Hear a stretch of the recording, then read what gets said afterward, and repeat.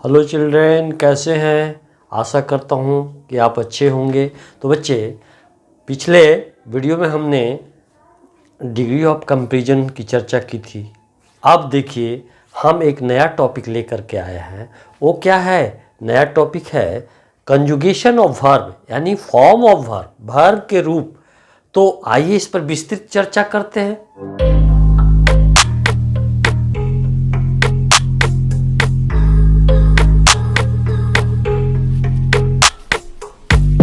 तो बच्चे, हर भाषाओं में वर्ब के रूप होते हैं। संस्कृत में भी हम धातु जो कहते हैं, जिसको अंग्रेजी में हम वर्ब कहते हैं, तो संस्कृत में भी धातु के रूप होते हैं। तो उसी प्रकार से इंग्लिश में भी वर्ब के रूप हैं। तो वर्ब के रूप एक है असली रूप हो गया। वर्ब में हम यस जोड़ते हैं तो एक दूसरा रूप बन गया। वर्ब का एक अलग रूप होता है जो पास्ट टेंस बताता है। वर्ब का एक अलग रूप है जो पार्टिसिपल है, और वर्ब में आईएनजी जोड़ते हैं तो वो प्रेजेंट पार्टिसिपल है। तो आइए हम इसको विस्तार से अध्ययन करें उदाहरणों द्वारा। देखिए, वी गो, इसका अर्थ क्या हुआ? हम लोग जाते हैं। यहाँ हम लोग जाते हैं, ये लग रहा है कि कोई काम वर्तमान समय में होता है, वर्तमान समय में होता है। और यहाँ वर्ब असली रूप में है। वर्ब क्या है? असली रूप में है। आई शैल गो, लग रहा है कि मैं जाऊंगा, ये लग रहा है कि आने वाला समय में काम ही होने वाला है। और यहाँ वर्ब जो है, मेन वर्ब असली रूप में है। तो देख रहे हैं ना, वर्ब असली रूप में है। तो इसको कैटेगराइज हमने कैसे किया? V1 डाला। फिर देखिए, अब देखिए यहाँ पर राम गोज, राम जाता है, लेकिन यहाँ परिवर्तन क्या है? तो वर्तमान समय में प्रेजेंट टाइम का बोध करवा रहा है, यानी प्रेजेंट टेंस का बोध करवा रहा है।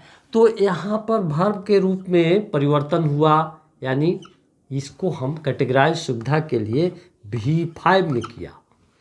यानी वर्ब के रूप में, यानी असली रूप में एस हम जोड़ दिया, तो ये रूप बदल गया। ये प्रेजेंट टेंस का ही बोध करवा रहा है, लेकिन इसमें अंतर क्या है कि ये जो है से प्लूरल का बोध करवा रहा है, और ये क्या है? सिंगुलर का बोध करवा रहा है।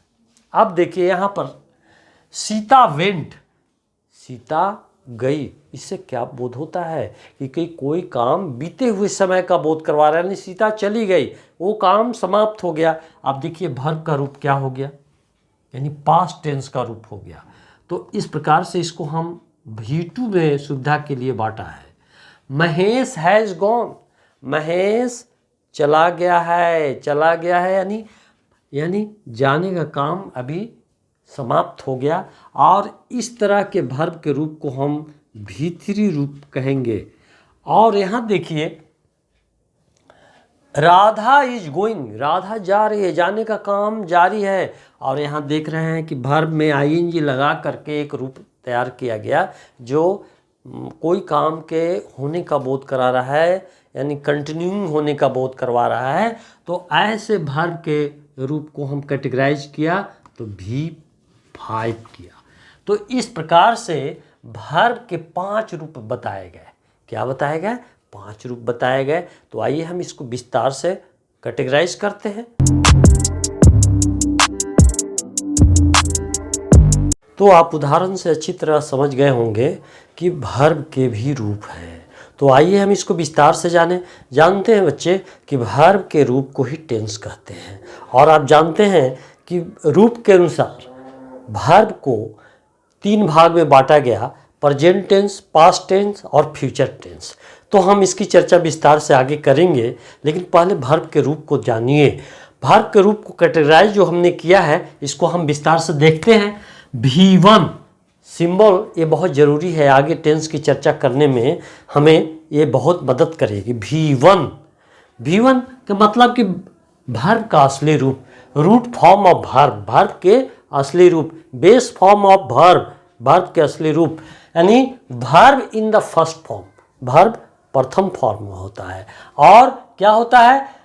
वर्ब इन प्रेजेंट टेंस यानी प्रथम फॉर्म में जो वर्ब होता है वो प्रेजेंट टेंस में होता है और उसका नंबर क्या होता है। वर्ब जब असली रूप में रहता है तो वर्ब का नंबर प्लूरल नंबर होता है। क्या होता है? प्लूरल नंबर होता है। इसी को मैंने कहा root form of verb, verb in the first form, that is अर्थात verb in present tense and plural number यानी प्लूरल नंबर में होता है। V2 क्या है? Verb in the second form, मानी वर्ब का दूसरा रूप जो होता है वो क्या होता है? Verb in the past tense यानी पास्ट टेंस में होता है और इसका प्रयोग जो है से सिंगुलर और प्लूरल दोनों में किया जाता है। फिर देख लीजिए V3 का मतलब कि वर्ब का तीसरा रूप यानी वर्ब इन थर्ड फॉर्म अर्थात verb in past participle form. इसका प्रयोग आप जानते ही हैं कि पास्ट पार्टिसिपल का प्रयोग परफेक्ट टेंस के निर्माण में इसका प्रयोग किया जाता है। परफेक्ट टेंस के निर्माण में इसको किया जाता है। इसको अच्छी तरह जान लीजिए और समझने का प्रयास करें। और ये दोनों तरह के सिंगुलर और प्लूरल दोनों में प्रयोग किया जाता है। फिर आइए देखिए बच्चे V4 का मतलब वर्ब इन फोर्थ फॉर्म और ये verb in the present participle form. ये कैसे बनता है? तो मूल वर्ब में ing लगा करके हम प्रेजेंट पार्टिसिपल का प्रयोग यानी उसका निर्माण करते हैं। इसको कंटिन्यूअस टेंस का निर्माण करने में किया जाता है। इसका प्रयोग कंटिन्यूअस टेंस के निर्माण करने में किया जाता है। तो बच्चे ये सिंगुलर और प्लूरल दोनों में प्रयोग किया जाता है। फिर देखिए V5 वर्ब का पांचवा रूप है और इसको क्या कहते हैं? वर्ब इन प्रेजेंट टेंस यानी ये प्रेजेंट टेंस में होता है लेकिन इसका नंबर क्या होता है? सिंगुलर नंबर होता है। ये सिंगुलर नंबर में होता है। और इस वर्ब का निर्माण कैसे होता है? तो आइए हम इसको बताते हैं। वर्ब में एस या एस जोड़ दिए तो वर्ब का पांचवा रूप बन जाता है और ये सिंगुलर हो जाता है। आप जानते होंगे बच्चे कि वर्ब में एस या एस जब जोड़ते हैं तो सिंगुलर बन जाता है। तो आइए इसको हम नोट करते हैं।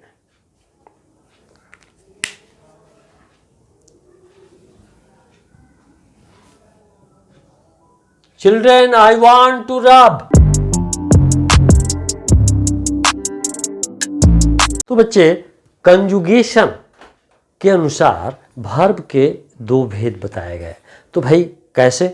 कंजुगेशन के मतलब होता है धातु के रूप के अनुसार यानी कंजुगेशन धातु के अनुसार वर्ब के दो भेद बताए गए। तो इसको परिभाषित करने से पहले हम उदाहरण के द्वारा समझते हैं। जैसे गो, अब इसका V2 क्या बना? वेंट बना और V3 गॉन बना। अब ये बताइए कोई एक निश्चित नियम से तो नहीं बन रहा है, अनियमित रूप से बन रहा है, इरेगुलर मेथड से बन रहा है, अंदर के वॉवेल के चेंज करके या दूसरे मेथड से ये बना। अब फिर देखिए कम, केम, कब, ये भी देखिए इसका V2 और V3 एक अनियमित तरीके से बन रहा है। इसमें वॉवेल का चेंजिंग कर दिया गया, कम से केम हो गया फिर कम आ गया, तो ये अनियमित रूप से हो रहा है। फिर देखिए बियर, बोर, बॉर्न, यानी ये भी एक अनियमित रूप से इरेगुलर मेथड से ये इसका हो रहा है, यानी बोर हो गया, बॉर्न हो गया है, बिल्कुल नहीं मिल रहा है, तो ये अनियमित तरीके से बने। बीहोल्ड, बीहोल्ड बने देखना। अब इसको V2 कैसे बना? V2 का अर्थ तो आप अच्छी तरह समझ गए, पास्ट टेंस। तो ये यहाँ पर बिहेल्ड हो जाएगा। क्या हो जाएगा? बिहेल्ड। तो देखिए तो इनर वॉवेल को चेंज कर दिया गया। फिर इसी तरह से बिहेल्ड, यानी V3 भी बिहेल्ड हो गया। तो आप देख लिए कि ये अनियमित रूप से V2 और V3 बने, यानी कभी इनर वॉवेल को चेंज करके या दूसरे तरीके से। फिर देखिए यहाँ लाफ, लाफ बने खूब हंसना, एक अच्छा स्वास्थ्य के लिए लाभदायक है हंसना। तो आइए लाफ भी करिए। लाफ का V2 अब देखिए बनाते हैं तो इसमें ईडी लगाए, फिर V3 भी ईडी लगा करके एक निश्चित तरीके से रेगुलर मेथड से हम बना रहे हैं, जंप में भी ईडी लगा करके V2 बनाए, ईडी लगा करके V3 बनाए। फिर देखिए लर्न, तो लर्न में भी ईडी लगा के लर्न बना, और V3 कैसे बना, इसमें भी ईडी लगा के बना। एक निश्चित तरीके से रेगुलर मेथड से बन रहा है। और बर्न में क्या किया, बर्न में टी लगा करके V2, फिर टी लगाया तो V3 बना। तो इस तरह से आप देख रहे हैं कि एक नियमित तरीके से ये इसका V2 और V3 बन रहा है। इसमें क्या था, अनियमित तरीके से। तो बच्चे आप जान गए कि कंजुगेशन के अनुसार वर्ब को हम दो तरीके से बांटे। वो क्या है, इरेगुलर वर्ब, इरेगुलर को ही हम स्ट्रॉन्ग वर्ब भी कहते हैं। और दूसरा क्या है, रेगुलर वर्ब, यानी इसी को हम वीक वर्ब भी कहते हैं। तो आइए हम इसको परिभाषित करते हैं। तो बच्चे आपने वर्ब को देखा, कुछ वर्ब अनियमित रूप से चेंज हो रहे थे, अपना रूप बदल रहे हैं। तो कुछ वर्ब नियमित रूप से, निश्चित रूप से बदल रहे हैं, यानी कुछ वर्ब अंदर के वॉवेल या वॉवेल को चेंज करके बदला गया, यानी V2 और V3 बनाया गया। कुछ वर्ब जो अंदर के वॉवेल को चेंज नहीं किया गया, उसके अंत में डी अथवा ईडी अथवा टी लगा करके उसको V2 और V3 बनाया गया। इस आधार पर वर्ब को दो कैटेगरी में बांटा गया। तो आइए हम इसको परिभाषित करते हैं। पहला है इरेगुलर वर्ब, इरेगुलर वर्ब को ही स्ट्रॉन्ग वर्ब कहते हैं। तो इसको क्या कहते हैं, the verb whose form is change by changing the vowel is called strong verb. वैसे वर्ब जिनके रूप का चेंजिंग यानी परिवर्तन उसके वॉवेल को चेंज करके किया जाता है, वैसे वर्ब को हम स्ट्रॉन्ग वर्ब या इरेगुलर वर्ब कहते हैं। और रेगुलर वर्ब क्या है, यानी वीक वर्ब क्या है, तो the verb whose form is change by adding D अथवा ईडी और T etc is called regular verb, is called regular verb. तो बच्चे आप अच्छी तरह समझ गए। वैसे वर्ब जिनके रूप को डी ईडी अथवा टी जोड़ करके किया जाता है, यानी ऐसे वर्ब को हम क्या कहते हैं, वीक वर्ब। तो बच्चे आप उदाहरण से भी जान लीजिए। देखिए गो और कम को आपने देखा होगा, गो, वेंट, गॉन, देखिए अनियमित रूप से बदला। अब ऐसे वर्ब को स्ट्रॉन्ग वर्ब कहते हैं। और देखिए लाफ में क्या किया गया, V2 बनाने के लिए ईडी जोड़ा गया और V3 बनाने के लिए भी ईडी जोड़ा गया। उसी तरह से जंप में V2 बनाने के लिए ईडी जोड़ा गया और V3 बनाने के लिए ईडी जोड़ा गया। तो आप समझ गए होंगे कि रेगुलर और इरेगुलर वर्ब क्या है। तो इस आप जानते होंगे बच्चे कि वर्ब एक इंजन का काम करता है। जिस प्रकार रेलगाड़ी में इंजन का काम है, इंजन ना हो तो रेलगाड़ी की गति रुक जाएगी, उसी तरह से वर्ब की जानकारी ना हो तो वाक्य की गति रुक जाती है। तो इसको जानने के लिए हम प्रयोग करेंगे, प्रयास करेंगे, हम वर्ब के तीनों रूप के खोज करेंगे। इसका भी हम आगे के में दूंगा और आप इसको याद करेंगे। तो ठीक है बच्चे, इसको नोट कर लें और अगर कोई भी डाउट है तो कमेंट बॉक्स में पूछिए। धन्यवाद बच्चे।